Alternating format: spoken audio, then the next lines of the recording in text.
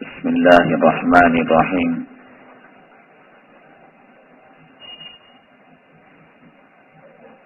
مسلمان اپنے گھروں میں جب تک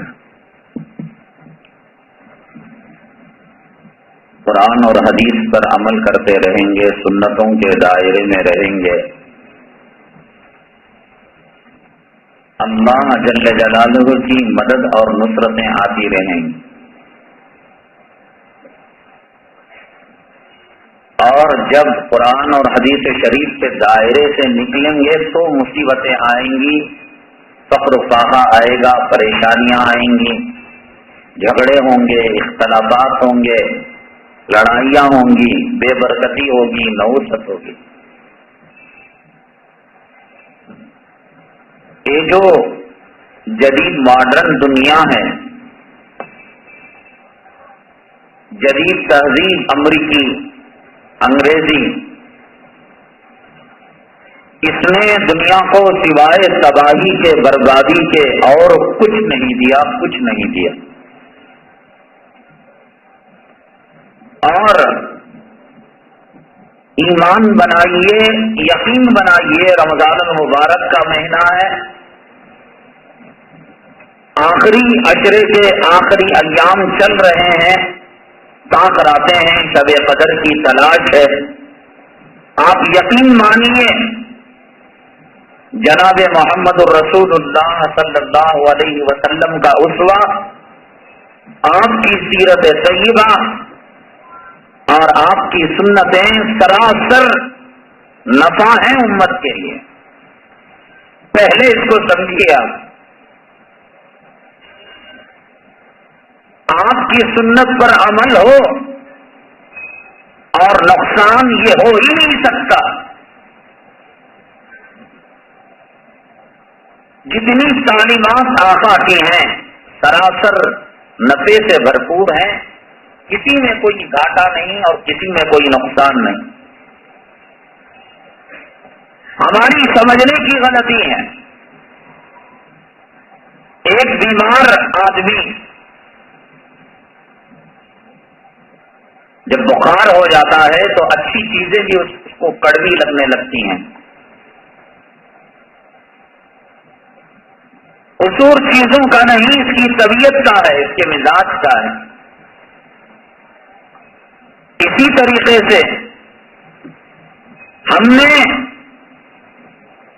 گمراہی سے اتنی دوستی کی، ضلالت کے اتنے قریب ہوئے، بربادی کے اتنے قریب ہوئے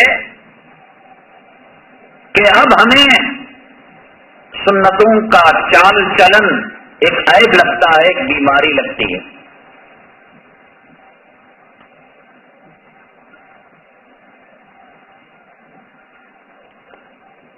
اور ایک بات یاد رکھیے، گناہ انسان کی زندگی میں آتے ہیں تو نحوستیں پیدا کرتے ہیں، اور ایک گناہ دوسرے گناہ کا ذریعہ بنتا ہے۔ انسان کی زندگی میں اگر سنتیں آتی ہیں تو ایک سنت دوسری سنت کے نور اور خیر و برکت کو کھینچنے کا ذریعہ اور سبب بنتی ہے۔ انسان کی زندگی میں سادگی تھی، معمولی قسم کے کپڑے پہنا کرتا تھا انسان، اب ایک ایک قسم کے چپل اور جوتے آئے ہیں فیشن کے، لاکھوں تک ان کی قیمت جا رہی ہے، اور ان میں ہیرے جڑے ہوئے ہیں، جواہرات جڑے ہوئے ہیں۔ جو چپل پیر میں لگتا ہے اور گندگی اور خباثت اور ناپاکی، پیشاب اور پاخانہ جس کو لگتا ہے،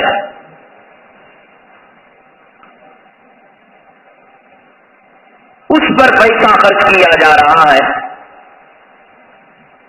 اب نتیجہ یہ ہوا کہ آدمی سنت سے ہٹا، اس نے قیمتی جوتا خریدا. پہلے بالکل باشرہ آدمی تھا، متقی تھا، پرہیزگار تھا. اس کا حلیہ، اس کا لباس ایسے تھا کہ دیکھنے میں پتہ لگتا کہ یہ متقی آدمی ہے، اللہ والا آدمی ہے. قیمتی جوتا آیا. اس نے کہا کہ اس کے اوپر آدھی پنڈلی تک والا پیجامہ اور آدھی پنڈلی تک والی لنگی آئے گا. یہ جو پاجامہ سنت والا ہے، اس کے ساتھ ہلکے قسم کے چپل، ہوائی چپل یا معمولی نارمل قسم کے چپل، جب سنت کے دائرے کو چھوڑا اور قیمتی جوتے کو اپنایا، نتیجہ یہ ہوا کہ ایک نحوست نے، ایک گناہ نے دوسرے گناہ کو کھینچا. پہلے کہا کہ چلو جوتے قیمتی، اور جب جوتے قیمتی پہنے کہا کہ ان جوتوں پر پاجامہ اور علی گڑھ کی شرائی نہیں ساجتی. پینٹ پہنو. کیا قرآن میں حدیث کے اندر پینٹ پہننے کی ممانعت ہے؟ اب پینٹ اس نے پہنی. اس نے کہا کہ جوتا قیمتی اور پینٹ بغیر فیشن کے کہ جہاں 100-125 روپے سلنے میں لگتے ہیں، وہ فلاں اسپیشل ٹیلر ہے، پینٹ کا ماہر ہے، وہ فٹنگ کے ساتھ سیتا ہے، 700 روپے 800 روپے مزدوری لیتا ہے، وہاں اس نے سلایا. اب جوتوں کے شائن شان انگریزی پینٹ آئی تو اس نے کہا اس کے اوپر جھبا چلے گا، اس پر انگریزی ٹی شرٹ آنا چاہیے. اب اس نے اس کو پہنا. ایک گناہ نے دوسرے گناہ کو کھینچا، دوسرے نے تیسرے کو کھینچا. اب جو انسان انگریزی سوٹ بوٹ کے اندر ہو، جوتا انگریزی، پاجامہ انگریزی اور اس کی قمیص انگریزی، اب چہرے پر ملا عمر کی داڑھی، حضرت اسامہ کا کی پگڑی لے کر پھرے گا، وہ پینٹ پہن لے کر کہے گا اس کو نکال کر پھینکو. جب نماز کو جائیں گے یہ کوئی ضروری تھوڑی نا کہ ہمیشہ پگڑی ڈالے، ہمیشہ داڑیاں رکھے. عید برات میں، رمضان میں قیدیوں کی داڑھی رکھ لیں گے، بیماروں کی داڑھی چھوڑ لیں گے. بڑی داڑھی کو شارٹ کرایا. یہ جوتا سر پر کیسے پڑ رہا ہے؟ پہلے اس نے پینٹ کو بدلایا، شرٹ کو بدلایا، ہیئر اسٹائل کو بدلایا، داڑھی کو چھوٹا کرایا. ایک گناہ دوسرے گناہ کو کھینچتا ہے. ایک بے حیائی اور ایک بے شرمی دوسری بے شرمی اور بے حیائی کو کھینچتی ہے. اور آدمی نیکیوں پر جانے لگے تو حدیث پاک کی روشنی میں ہمارے علماء کرام نے بیان فرمایا، ایک نیکی کی قبولیت کی نشانی یہ ہے کہ وہ نیکی کرنے کے بعد دوسری نیکی کا جذبہ پیدا.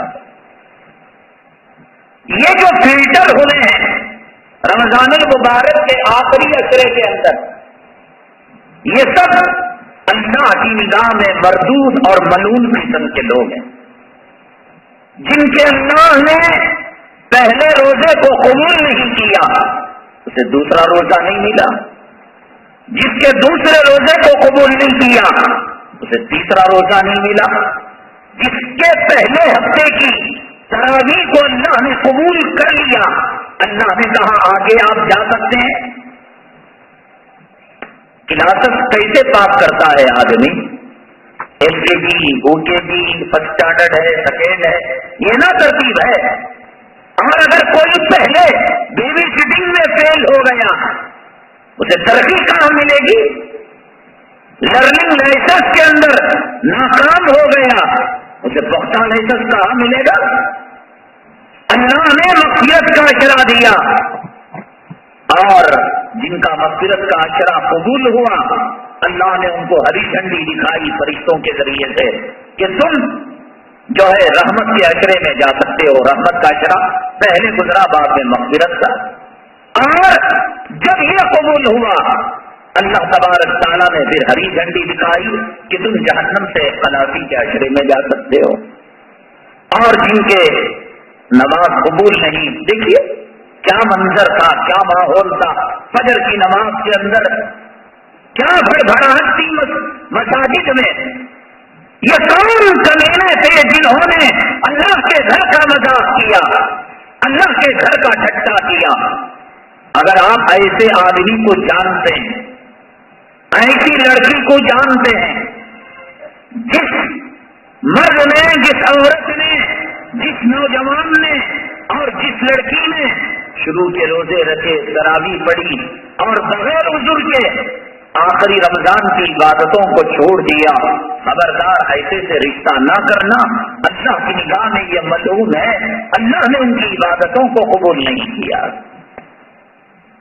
یہ لعنت کا توپ گلے میں ڈالنے سے بہتر ہے آپ سام گلے میں ڈال لو. ترقی ہونی چاہیے، پستی نہیں. آدمی پہلی جماعت سے دوسری سے تیسری جاتا ہے. رمضان میں رحمت مغفرت پا کر پھر اللہ کے گھر کو کوئی چھوڑ رہا ہے تو اس کا مطلب صاف یہ ہے کہ اللہ نے اس کی عبادتوں کو قبول نہیں کیا. اللہ نے کہا ایک سنت دوسری سنت کو کھینچتی ہے. ایک پارا ختم، آپ کو اعتراف میں بیٹھے ہیں، سونے کی ضرورت نہیں آپ کو. ایک پارا ختم کیا تو دوسرے پارا پڑھنے کی ترغیب پیدا ہوئی. ایک کلام پاک ختم کیا، دوسرا کلام پاک پڑھنے کا شوق پیدا ہوا. اس کو کہتے ہیں قبولیت کی نشانی. تراویح کی 20 رکعت، 2 رکعت کے بعد اگلی 2 رکعت کا شوق، ایک ترویح کے بعد اگلے ترویح کا شوق، اتنے پارے ہو گئے، آئندہ آنے کا شوق، آج کا بیان سنا کل کا بیان سننے کا شوق. یہ ترقی ہے اور اللہ تبارک تعالیٰ کے یہاں ہمارے اعمال کی قبولیت کی نشانی ہے. الٹا معاملہ، داڑھی بڑی تھی کٹایا، اللہ کی نگاہ میں گر رہا ہے. اولیاء کا لباس تھا، جمالوں کا لباس آیا، اللہ کی نگاہ میں گر رہا ہے. مسجد میں پہلی صف میں تھا اور وہ دوسری صف میں آ گیا. سمجھنا چاہیے کہ اس کے اعمال میں کوئی خرابی پیدا ہو. کیوں پہلی صف چھوٹی، کیوں تکبیر تحریمہ چھوٹی، کیوں مسجد چھوٹی؟ اور جس کی چھٹی ہے وہ ایسے چھوٹتی ہے کہ پہلے تکبیر تحریمہ، اس کے بعد پہلی صف، اس کے بعد تیسری صف، اس کے بعد آخر کی صف، اس کے بعد جماعت گئی اور اس کے بعد نماز گئی اور اس کے بعد خاتمہ ایمان سے ہٹ کر. اسی لیے حضرت اقدس مولانا اشرف علی تھانوی رحمۃ اللہ علیہ فرمایا کرتے تھے کہ بعض لوگ کہتے ہیں نفل اتنا معمولی سمجھ کر جو نوافل کو، سنت غیر مؤکدہ کو چھوڑتے ہیں، آخر کار ان کی انتہا فرائض کے چھوڑنے پر ہوتی ہے. جس نے نفل میں سستی کی، ایک دن وہ آئے گا کہ سنتوں میں پیچھا رہے گا. نفلوں میں سستی کرتے کرتے سنتوں میں پیچھا، اور سنتوں میں غفلت کرتے کرتے وہ دن آئے گا کہ فرضوں سے پیچھا، اور فرضوں سے پیچھا کرتے کرتے وہ وقت آئے گا کہ وہ ایک دن اسلام اور دین سے ہاتھ دھو بیٹھے گا. حضرت ثعلبہ رضی اللہ تعالیٰ نے صحابی ہیں، بڑے غریب قسم کے آدمی تھے. جناب محمد الرسول اللہ صلی اللہ علیہ وسلم کی خدمت میں تشریف لائے اور لا کر عرض کیا کہ آقا میرے حق میں دعا کیجیے، اللہ تبارک تعالیٰ مجھے مال دے دے. آقا نے فرمایا، وارننگ دی، ثعلبہ اگر کہو تو اللہ کے فضل کی میں دعا کروں آپ کے حق میں، اور اگر چاہو مال تمہارے حق میں دعا کروں کہ مال اللہ تعالیٰ تمہیں دے دے. مال کا شوق تھا، ارادہ تھا، اللہ مال دے گا، اللہ کے راستے میں خیرات کریں گے، صدقہ کریں گے، مساجد تعمیر کریں گے، مجاہدوں کی مدد کریں گے، نصرت کریں گے. آقا نے دعا کی ہو اور دعا قبول نہ ہوئی ہو. دعا قبول ہوئی. حضرت ثعلبہ رضی اللہ تعالیٰ عنہ کاروبار اتنا بڑا اتنا بڑا اتنا بڑا اتنا بڑا، وہ ثعلبہ جو آقا کے پیچھے صف اول میں تکبیر تحریمہ کے ساتھ، یہ بات اللہ کے لیے معمولی نہ سمجھے. बड़ी दाढ़ी से छोटी दाढ़ी हुई, समझो जहन्नम का पेशाब वो पीने वाला। किसी माँ बहन का दुपट्टा उतरा, जिंदगी में इबादत की कमी हुई, शौहर की मोहब्बत खत्म हुई, औलाद की खिदमत का जज्बा खत्म हुआ, ये गाड़ी पीछे की तरफ जा रही है, जहन्नम की तरफ जा रही है। पहले 5 वक्त की नमाज, उसके बाद फजर देखेंगे ज़ोहर में मिला तो पढ़ लेंगे, फिर उसके बाद ईशा का टाइम फजर तक रहता है, बाद में घर को जाको पढ़ लेंगे। फजर ये सोच कर गई कि बाद में पढ़ेंगे, और ईशा ये सोच कर गई कि घर में जाकर पढ़ेंगे। 1 दिन पढ़ा, 2 दिन पढ़ा, मेरी जिंदगी की मैं बात नहीं बता, नहीं हो सकता। दूर होंगे, अल्लाह की कसम दूर होते चले जाएंगे। 1 साल मोदी मस्जिद के अंदर हम थे, वहां के इमाम कई साल से तरावी सुना रहे थे। जिम्मेदार ने कहा अगर आप चाहें तो आप सुना। मैंने कहा कि भाई हक उनका है, बरसों से सुनाते आए, अगर हम उस जगह होते तो बेइज्जती नहीं होती, हक है उनका, सुनाने दीजिए। रही बात तरावी के बाद बयान की तफसीर की, इंशाअल्लाह उसको कर लेंगे। हमने उनका हक नहीं छीना, उनका हक साहिब हक को दिया, मुसल्ला उनका था, इमामत उनकी थी, तो हक उनका था कि तरावी पढ़ा। हम सिर्फ खतीब के हैसियत से थे। रमजान मुबारक आया, वहां पर शिवाजी नगर में नेहरू पूरब में कारपोरेशन शादी में हमारे साथियों ने वहां एहतमाम किया कि एक अशरे में कलाम पाक किया, 1 अशरे में कलाम पाक हम लोग मौलाना के पीछे पढ़ लेंगे, हजरत का भी कुरान महफूज रहेगा। और हजरत के पीछे हमें आदत हो गई है कलाम पाक सुनकर, तो चुनाचे 1 अशरे में कलाम पाक वहां खत्म हो गया। अब रहे 20 दिन। अब ये था कि चलो देखें कि कारी साहब देवबंद से आए हैं, कैसे तरावी पढ़ाते हैं, फलां अल्लामा आए हैं, वो कैसे पढ़ते हैं पढ़ाते हैं।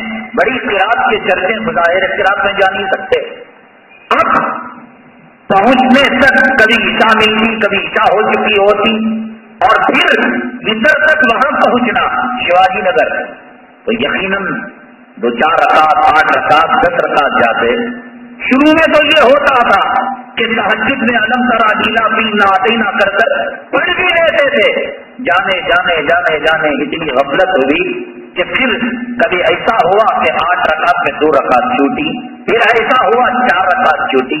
नतीजा ये निकला दूर होने का कि जितनी इमाम के पीछे मिली उतनी सही सलामत, उसके बाद तरावी हाथ से जाने लगी। ये अल्लाह का दस्तूर है, अल्लाह का कानून। जो दूर होता है अल्लाह उसको दूर कर देते हैं, और जो चल कर आता है अल्लाह उसको लपट लेते हैं। तो लोग गए, ना दुनिया के रहेंगे, मेरे अल्लाह की कसम, ना दीन के रहेंगे। जरा सा कोताही हुई अगर किसी की जिंदगी में, पहली सब छूटी, तकबीर तहरीमा छूटी, जमात की नमाज छूटी, और वो कर रहा था, तो मतलब ये कि अल्लाह ने उसकी जिंदगी से कोई चीज किसी नहुसत की वजह से अल्लाह उसे जो है महरूम कर रहे हैं। तो हजरत सालबा रजी अल्लाह तआला हमेशा 5 वक्ता नमाज में आका के पीछे पड़ रहे थे। माल बढ़ा, कारोबार बढ़ा, ऊंट बढ़े, जानवर बढ़े, देहातों तक, आसपास के गांवों तक व्यापार बढ़ा। तो तीसरी रकात में आते, कभी चौथी रकात में आते, कभी आते आते आका दो आलम जनाब मोहम्मद रसूलुल्लाह सल्लल्लाहु अलैहि वसल्लम सलाम फेर देते। ठीक है, चलता चलो भाई, जमात मिल रही है, या आने में जमात छूट गई और मस्जिद में नमाज मिल रही है। होते होते होते होते होते नतीजा ये हुआ, फजर पढ़कर आका के पीछे जाते, जोहर असर मगरिब तिजारत की नजर हो जाती, कहीं और पढ़ लेते। चलो नमाज मस्जिद नबवी में पढ़ना फर्ज नहीं है, 5 वक्त की नमाज कहीं भी पढ़ी जा सकती है, तो वहां जाकर वो पढ़ने लगे। फजर और ईशा आका के पीछे पढ़ते थे। کاروبار اور بڑا تو یہ ہوا کہ 3 دن میں 4 دن میں آقا کا چہرے انور دیکھنے کے لیے اور نماز کے اندر آپ کی کلام پاک کی تلاوت کی لذت حاصل کرنے کے لیے آپ کے پیچھے کبھی ہفتے میں 8 مرتبہ آ جاتے تھے. اب اس کے بعد کاروبار اور بڑا تو نتیجہ یہ ہوا کہ وہ جو 1-8 مرتبہ آتے تھے وہ بھی ہاتھ سے نکل گیا. پھر جمعہ میں آنے لگے. جمعہ میں آ کر آقا سے وہ فیض حاصل کرتے، اگلے جمعہ تک یہ فیض کو وہ باقی رکھا کرتے تھے. یہ سلسلہ چلا اور کچھ مہینوں کے بعد پھر ایسا ہوا کہ مہینے میں 1 جمعہ 2 جمعہ آقا کے پیچھے، اور پھر یہ ہوا کہ جمعہ بھی ہوئے. کہاں سے سلسلہ؟ پہلے پہلی تک چھوٹی، تکبیر تحریمہ چھوٹی، جماعت چھوٹی، پھر اس کے بعد نمازیں چھوٹی، پھر اس کے بعد ہفتے میں، پھر اس کے بعد مہینے میں، پھر اس کے بعد جمعہ، اور جمعہ بھی چلا گیا. آقا نے پوچھا طالبہ نظر نہیں آتے کہاں ہے؟ صحابہ کرام نے عرض کیا اے اللہ کے حبیب پاک صلی اللہ علیہ وسلم، طالبہ فلاں دیہات میں بڑے مست زندگی گزارے، بڑی عالیشان زندگی گزار رہے ہیں، اتنے اونٹ ہو گئے. کہا ٹھیک ہے اللہ خیر و برکت دے.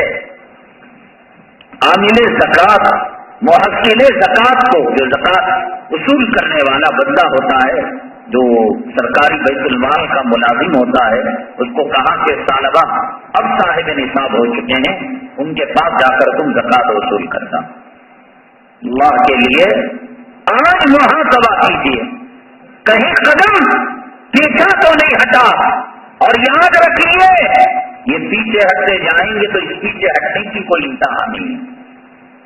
آخر کار حالت ارتداد کے اندر جہنم میں جانا پڑے گا، اسلام کو رخصت کرنا پڑے گا. معمولی نہ سمجھیے، سنتی تو چھوٹی ہے، نفل ہے تو چھوٹا ہے، رکعت ہی تو چھوٹی ہے، جماعت ہی تو چھوٹی ہے.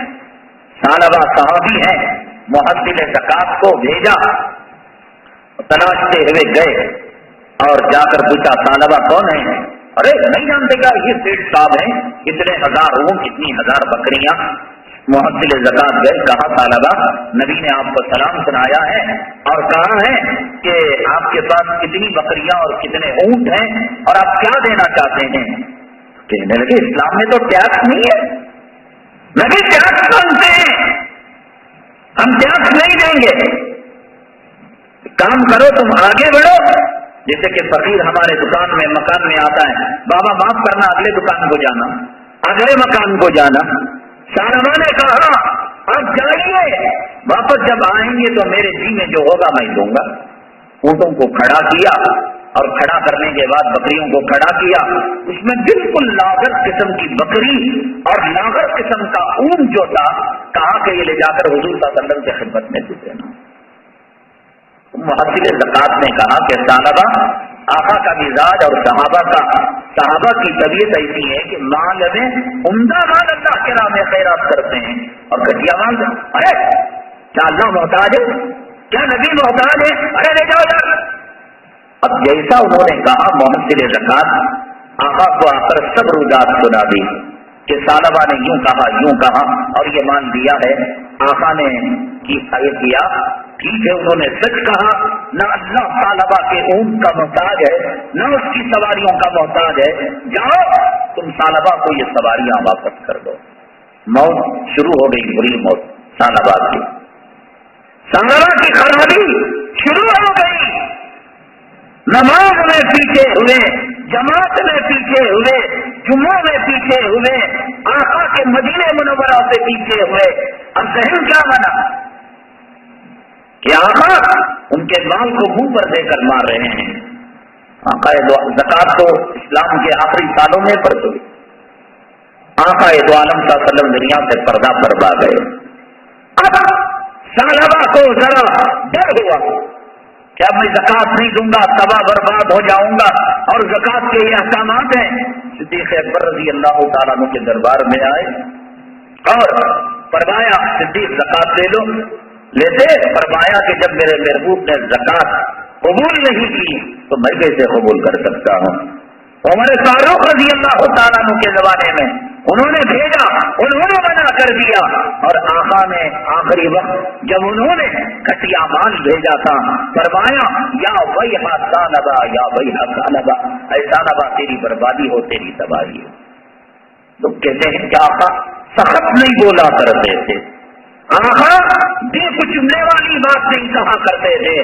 جو ثعلبہ آقا کے پیچھے صف اول میں تکبیر تحریمہ کے ساتھ نماز پڑھ رہا ہو، اس ثعلبہ کے لیے میرے رب کی عزت و جلالت کی قسم یا ویحا کا لفظ ایسے ہے جیسے کوئی آدمی سور کے پاخانے میں چپل ڈبا کر مارے۔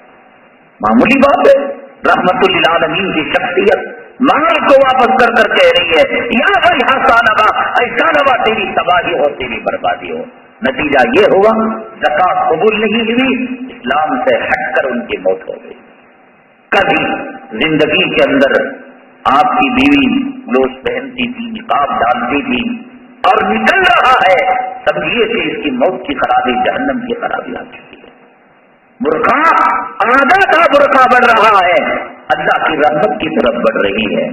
تہجد نہیں تھی، زندگی میں تہجد آئی، اشراق نہیں، اشراق بڑھ رہا ہے، معاملہ ذکر بڑھ رہا ہے، وظیفہ بڑھ رہا ہے، پردہ بڑھ رہا ہے، گناہ کم ہو رہا ہے۔ یہ اس بات کی علامت اللہ کی رحمتیں اس گھر میں نچھاور ہو رہی ہیں۔ ثعلبہ جیسا صحابی جب دور ہوا، اتنا دور ہوا، اتنا دور ہوا کہ نبی کی بددعا اس کو لگ گئی، اور آقا نے کہا یا ویحا ثعلبہ، اے ثعلبہ تیری تباہی اور بربادی ہو۔ اور ایک گناہ دوسرے گناہ کو کھینچتا ہے، ایک سنت دوسری سنت کو کھینچتی ہے۔ کلام پاک کی ایک آیت پڑھنے میں مزہ ملتا ہے، اگلی آیت پڑھنے کو جی چاہتا ہے۔ ایک مرتبہ سبحان اللہ کہنے کو جی چاہا تو اگلی مرتبہ الحمدللہ کہنے کو جی چاہتا ہے۔ فجر کی نماز پڑھی اور ظہر کی طلب ہے، فجر قبول ہو گئی، ظہر کی نماز پڑھی، عصر کی طلب ہے، ظہر قبول ہو گئی، اور عشاء پڑی، فجر کی طلب نہیں، سو گئے مردے کی طرح، موتا کی طرح۔ عشاء اللہ نے قبول نہیں کیا، منہ پر دے کر مار دیا۔ اس لیے بہت زیادہ ڈرنے کی ضرورت ہے۔ گھر میں جتنی برکتیں آتی ہیں قرآن و حدیث پر عمل کرنے سے آتی ہیں، اور گھر میں جتنی نحوستیں آتی ہیں سنت سے ہٹنے کی وجہ سے آتی ہیں۔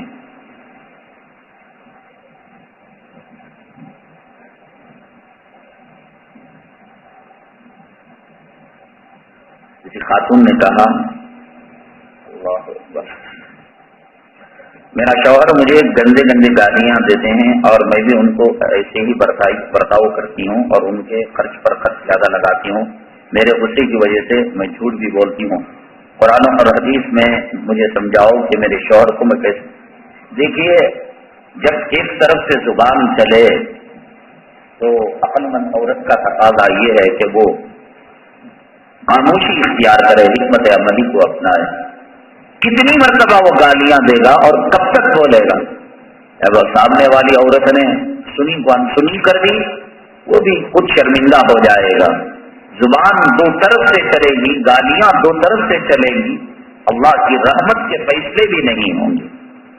ایک مرتبہ حضرت صدیق اکبر رضی اللہ تعالیٰ اور جناب محمد رسول اللہ صلی اللہ علیہ وسلم کھڑے ہوئے تھے، ایک منافق آیا، اسلام مسلمانوں کا دشمن آیا، آقا کو گالیاں دینے لگا، تو وہ جو صاحب تھے حضرت صدیق اکبر رضی اللہ تعالیٰ صبر کر رہے تھے، دعا کر رہے تھے، لیکن جب گالیوں کا سلسلہ بڑھا تو صدیق اکبر رضی اللہ تعالیٰ عنہ سے برداشت نہیں ہوا، اور صدیق اکبر رضی اللہ تعالیٰ عنہ نے جواب کے اندر گالی دے دی۔ آقا نے فرمایا اے صدیق، جب تک تم صبر کے دامن کو تھامے رہے، اللہ تمہارے طرف سے ایک فرشتے کو وکیل بنا کر اس کا جواب وہ دے رہا تھا، اور جیسے ہی تم نے بدلہ لیا، انتقام لیا، وہ رحمت کا فرشتہ تمہارا دامن چھوڑ کر چلا گیا۔ مرد ہے یا عورت ہے، دونوں میں اگر کوئی غلطی پر ہو اور زبان چلانے لگے इनमें का हर एक दूसरा औरत चलाने लगे, मर्द खामोश हो जाए, और मर्द चलाने लगे, औरत खामोश हो जाए, मामला सुलझ जाता है, जुबान से मसला हल नहीं होता। एक गाली थी, अब 2 गाली हो गई, अब 2 गालियां थी, अब 3 हो गई, अब 1 हमला था, 2 हमले हो गए। हमले से हमले का हल नहीं है। ये बीवी अपनी है, ये शौहर अपना है, ये घर अपना है। लड़कर किसको कौन सा जंग की कामयाबी का झंडा गाड़ना है, एक कोई सब्र से काम ले ले, अल्लाह ताला उस घर में रहमतों को नाजिल फरमाएंगे। परेशानी रहती है, इसका कोई इलाज बताएं। मैंने बताया कि ये परेशानियां जो आती हैं, इंसान राह सुन्नत से जब हटता है तो इसी वजह से परेशानियां आती हैं। आदमी सुन्नत के रास्ते पर आए और अल्लाह और उसके रसूल सल्लल्लाहु अलैहि वसल्लम के बताए हुए तरीके पर आए तो फिर अल्लाह की मदद, अल्लाह की नुसरत आती है। और खुदा ना करे ऐसी हालत में परेशानियां भी आए तो परेशानियां उसको सताएंगे नहीं, वो परेशानियां उसके हक में बाइस रहमत होंगी। देखिए मेरी जिंदगी सुन्नत के मुताबिक चल रही है या नहीं चल रही है। अगर नहीं चल रही है, ये भी परेशानी का सबब है। एक लड़की यतीम है और वह सैयद है और माँ बाप दोनों नहीं, और उसके पालने वाला कोई नहीं, उसको ज़कात और सदक़े फितर जायज है या नहीं? सैयद जो होता है वो आले रसूल सल्लल्लाहु अलैहि वसल्लम का है और पक्के तौर पर, यकीनी तौर पर साबित हो कि ये सैयद है, आले रसूल है, उसको और तरीके से उसकी मदद करना चाहिए, इयानत करना चाहिए। अब यहाँ इस जमाने में 2 किस्म के मसले, एक सैयद पक्का सैयद है कि आका तक उसका हसब नसब जाता हो, हजरत फातिमा रज़ी अल्लाह तआला अन्हा के सिलसिले से जाकर मिलता हो, एक तहकीकी है। और क्योंकि अंग्रेज के जमाने में जिन गद्दारों ने अंग्रेजों को खुश किया, उसने घर बैठे लक़ब दे दिया, किसी को अलहाज का लक़ब दे दिया, किसी को सैयद का, किसी को जिसको जो चाहिए था वो दरबार से अलकाब दे दिया। अब ये खुदा ना करे कि ये सैयद का नसब अंग्रेज के दरबार तक तो ना जाता हो, इसके पुश्तों में, इसके खानदान में किसी ने अंग्रेज की गुलामी तो ना की हो। पहला ये कि सनद के एतबार से, सिलसिले के एतबार से साबित हो कि वाक़ियतन ये सैयद है। और दूसरी बात कि पहले जमाने में सैयद का इकराम एहतराम होता था, बैतुल माल से वजीफा मिलता, लोग उसकी कदरदानी करते। अब कौन पूछता है? जैसे पठान वैसे सैयद, जैसे सैयद वैसे बेग, सबको एक निगाह से देखते हैं। अब सैयद का कोई इकराम एहतराम बाकी नहीं रहा, ना बैतुल माल है, ना बैतुल माल का वजीफा है। तो अब इसलिए उलमा ने कहा कि अगर कोई सैयद हो, बिल्कुल कोई इमदाद नहीं कर रहा है और मरे जा रहा है, तो गोया सैयद होना उसके हक में मुसीबत हो गया। फरमाया कि उसको ज़कात दी जा सकती है, सदक़े फितर दिया जा सकता है। आखिरी दर्जे में कोशिश तो यही करनी चाहिए कि आम हदिये से, तोहफे से उसकी इयानत करें, लेकिन तमाम दरवाजे बंद हो चुके हैं तो बसूरत मजबूरी उसको ज़कात देकर मदद की जा सकती है। अर्थ जो बाजार में मिलता है मेहंदी की तरह, हाथ में लगा सकते हैं या नाखून पर लगा सकते हैं। देखिए अगर वो वाटर प्रूफ है, यानी कि नाखून पर लगाया, आपने वुजू किया और वो वजू का पानी नाखून तक उस अर्थ की वजह से नहीं पहुंच सका, मुझे इसकी तहकीक नहीं है पहुंचता है नहीं पहुंचता है। हम मतलब बता रहे हैं कि वाटर प्रूफ अगर है, पानी को रोकने वाला है, तो चूंकि औरतों को गुस्ल करना पड़ता है और नमाज पढ़नी पड़ती है, तो लिहाजा उसका इस्तेमाल उसको जायज नहीं है। और अगर लगाया और उसको फिकर कर निकाल दिया, मेहंदी की तरह सिर्फ रंग चढ़ा और उसके जो खिपले थे, चकले थे, वो निकल गए और पानी डाला जाए, तो जैसा मेहंदी की दाढ़ी पर और मेहंदी लगे हुए हाथों पर, चमड़े पर पानी टिच होता है, अगर ये कैफियत है तो औरतों को अर्थ लगाना जायज है। या औरतें जिन दिनों में नमाज नहीं पढ़ती हैं तो उन दिनों में उनको गुस्ल वजू की जरूरत नहीं रहती। अगर वो उन दिनों में लगा रही हैं और वो वाटर प्रूफ भी है तो तब भी कोई हर्ज नहीं, इसलिए कि उनको उस वक्त वजू का, नमाज का मसला नहीं है।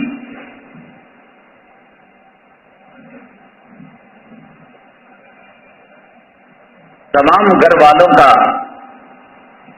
मिलकर अक्सर नौजवान एहतिकाफ में बैठकर अपना वक्त बेकार बातों में हंसी मजाक में गुजार देते हैं। एहतिकाफ में बैठने के बाद अगर बातचीत करते हैं, कोई चीज होती है, तो ऐसी कोई बात नहीं है। ये नहीं कि वो आदमी तस्वीर लेकर सुबह से शाम तक बैठ जाए या कलाम पाक लेकर बैठ जाए। अल्लाह के घर का मेहमान है, कुछ तस्वीर किया, कुछ बातें किया, आम हालत में मस्जिद में जायज नहीं है। मोतकिफ अल्लाह के घर का मेहमान है, उसके लिए कुछ रियायतें हैं।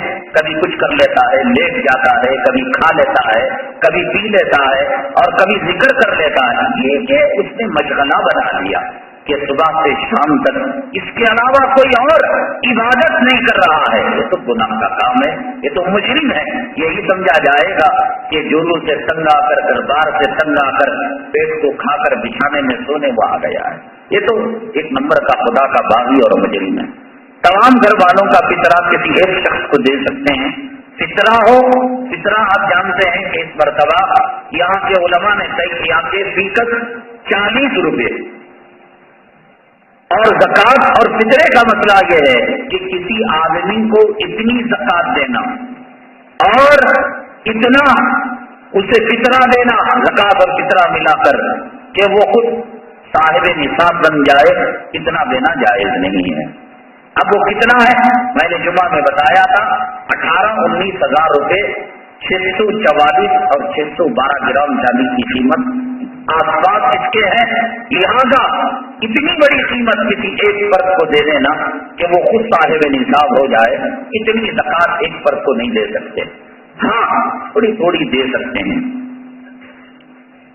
10 आदमियों ने एक आदमी को ज़कात दी और वो 20,000 रुपये उसे मिल गए, 30,000 रुपये मिल गए, वो अलग बात है। एक आदमी को इतना मान ना दे कि वो खुद साहिब निसाब हो जाए, तो तमाम घर वालों का फितरा किसी एक आदमी को दिया जा सकता है 40-40 रुपए के हिसाब से। औरत अगर एहतिकाफ की हालत में नापाक हो जाए तो ऐसे में क्या करे, उसको तो एहतिकाफ उसका बाकी में रहता, तहारत उसकी शर्त है। वो एहतिकाफ में बैठने से पहले तो समझ कर जो है वो एहतिकाफ के अंदर बैठे।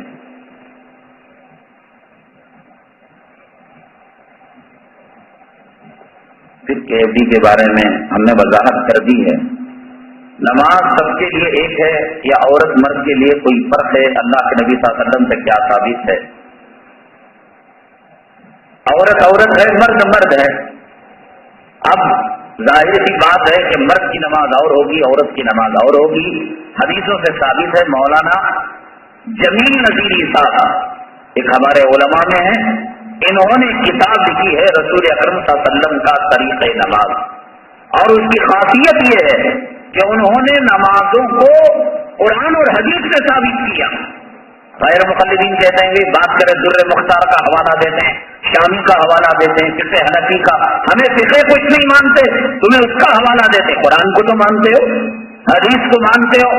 मौलाना जमील नज़ीरी साहब ने वो किताब लिखी है, उसके अंदर उन्होंने तकरीबन 12-14 चीजों का, 10 तो यकीनी है, इतनी चीजों का मर्द और औरतों की नमाज में फर्क बताया है। असल बुनियाद की बात यह है कि पर्दा औरत की नमाज में है, हाथ मर्द कान की लुल्की तक उठाएगा।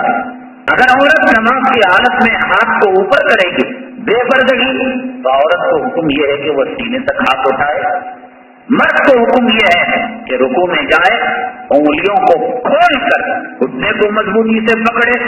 औरत को हुक्म यह है कि रुकू में अपने रान पर ऐसे हाथ रखे कि गोया वो हाथ पहुंच रहा हो गुड़गे की तरफ। और मर्द यह है अपनी कोहनियों को खुली रखे, और खुली रखने के अंदर बेपर्दगी। औरत को यह है कि वो सुकेड़े रखे। सजदे में मर्द अपने हाथों को खुला रखे, औरत अपने हाथों को दबाकर रखे। मर्द अपने दोनों पैरों के दरमियान अपने उंगलियों से 4 अंगुल का फासला, खड़े हो तो बीच में आप 4 उंगलियां रखें और दोनों पैर किबला रखो, और औरत अपने दोनों पैरों को मिलाकर रखे। 90% औरतें पैरों को नहीं मिला बरकत नमाज पढ़ती हैं। मर्द वाले के जैसा एक पाँव इधर रहता है, एक पाँव उधर रहता है। नमाज के अंदर भी औरत को पर्दे का हुक्म दिया गया। नमाज में इमाम से गलती, अगर इमाम के पीछे औरत नमाज पढ़ रही है تو مرد سبحان اللہ کہے گا لیکن عورت الٹے ہاتھ سے تالی مارے گی. کئی چیزوں کا فرق ہے تو قرآن و حدیث کے اندر اس کا تذکرہ ہے. کپڑوں کی تجارت کے ڈسپلے میں سر کٹے پتلے کا استعمال کرنا اسلام اجازت دیتا ہے یا نہیں؟ دیکھیے اصل میں تصویر کی جو ممانعت ہے وہ سر ہی کی وجہ سے ہے، اور اگر سر کو ہٹا دیا جائے تو اس کی اجازت ہے کہ وہ ایسے ہی جو ہے جیسے کوٹ کسی جو ہے پتلے کو پہنایا گیا ہے اور صرف جسم ہے، لیکن عورت کا سارا جسم پردہ ہے. اب اسے سر کاٹو تو سینہ کاٹنا باقی رہے گا، سینہ کاٹو تو ہاتھ کاٹنا باقی رہے، پھر باقی کیا رہے گا؟ سر کٹا پتلا بھی عورت کا اگر رہے گا تو اجازت نہیں ہے، مرد کا ہے، یعنی بالکل ایک شیپ دیا گیا ہے اور پتلے کی طرح نہیں ہے تو اس کی اجازت ہے. اور عورت کا اس کا حلیہ سارا بنایا گیا ہے، جسم کی نمائش کی گئی ہے اور صرف اس کی جو ہے منڈی کو ہضم کیا گیا تو یہ جائز نہیں ہے.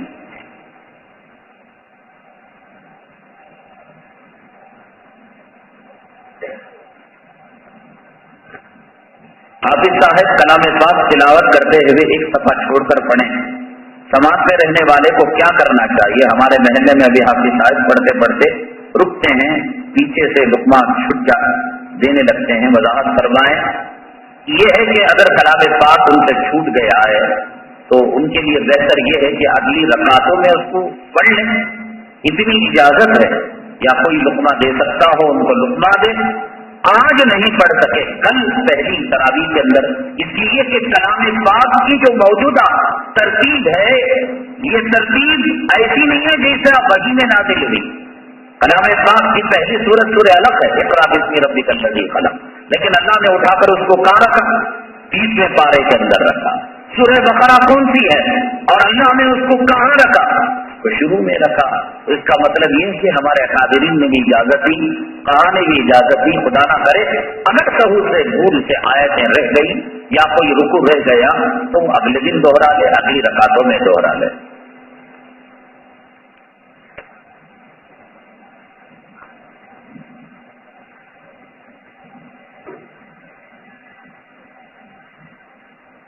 نظر بد ہو جائے تو بد نظری کب تک رہتی ہے اور اس کا علاج کیسے کیا جائے؟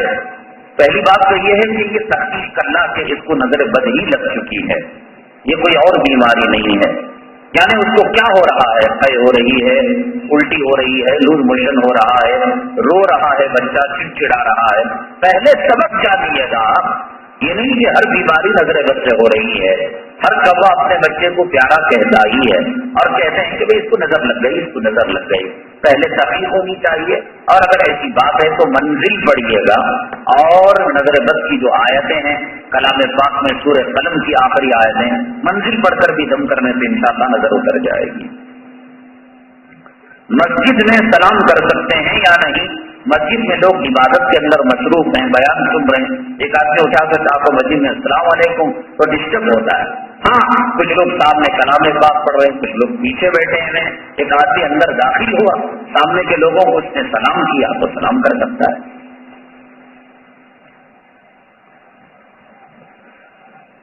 ہمارے محلے کے قریب ایک یہ جو کیرلا والے لوگ ہیں ان لوگوں کی مسجد ہے، اس میں اب عصر کی نماز 4:30 بجے ہو رہی ہے. بہت سارے حنفی حضرات بھی نماز ادا کر رہے ہیں. کیا اس وقت میں نماز پڑھی جا سکتی ہے؟ احناف کے یہاں عصر کی نماز کا وقت الگ ہے اور دوسرے مسلکوں میں الگ ہے. آپ کسی اور مسلک والے کی تقلید اور اتباع ایسی وقت میں کر سکتے ہیں جب آپ کے مسلک سے مزاحمت نہ ہو، ٹکراؤ نہ ہو.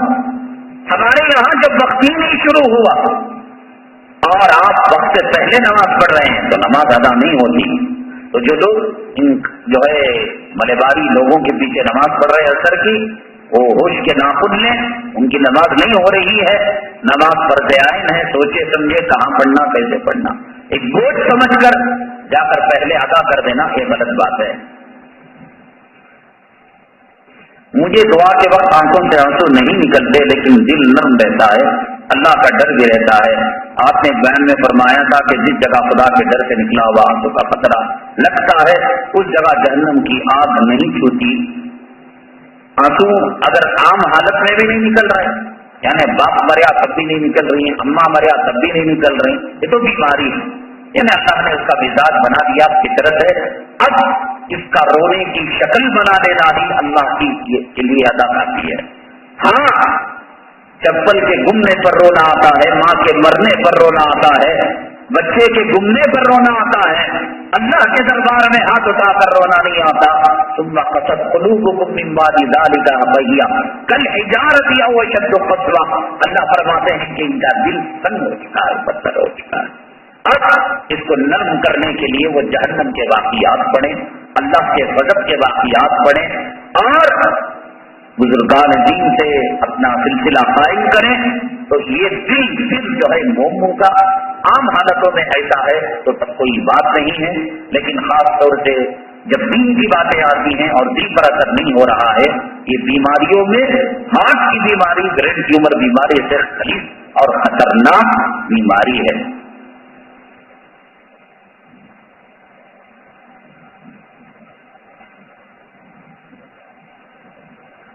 हमारे रिश्तेदारों में अहले हदीस में हैं, उनके साथ मामला कैसे होना चाहिए, क्या उनके साथ रिश्ता करना जायज है? अहले हदीस या कोई भी हो, काफिर भी हो, मुशरिक भी हो, मामला सबसे अच्छे करना चाहिए। शरीयत ये नहीं कहती कि आप हनफी हैं तो शाफी का माल डुबा लो, आप मुक़ल्लिद हैं तो गैर मुक़ल्लिदों के घरों में डाका डालो। मामला तो कुत्ते बिल्ली और खिंजीर के साथ भी अच्छा करना चाहिए। इंसान अपनी जात से किसी को तकलीफ ना पहुंचाए। रहा शरीयत का मामला, अब इन्होंने पूछा कि रिश्ता करना, अगर गैर मुक़ल्लिद लड़की है और इसे होप है कि ये मर्दाने का बच्चा है, जुरू का गुलाम नहीं है, कल निकाह करने के बाद पहले बीवी को हनफी बनाएगा और इस बीवी के जरिए से उसके माँ बाप तक हक पहुंचाएगा, कोशिश करेगा, इंखिलाफ तोपा करेगा। अगर इतनी मर्दानियत पर इसे एतबार है तो यकीनन गैर मुक़ल्लिद लड़की से वो निकाह कर सकता है। नहीं, ये उसका लट्टू बनने वाला है और उसकी बात मानकर ये रफ़ेदें शुरू करने वाला, ये 8 मीनार 10 मीनार की मस्जिद में जाना शुरू करने वाला है, तो ऐसे जो है आदमी को इजाजत नहीं है कि वो गैर मुक़ल्लिद से वो लड़की से बियाह करे।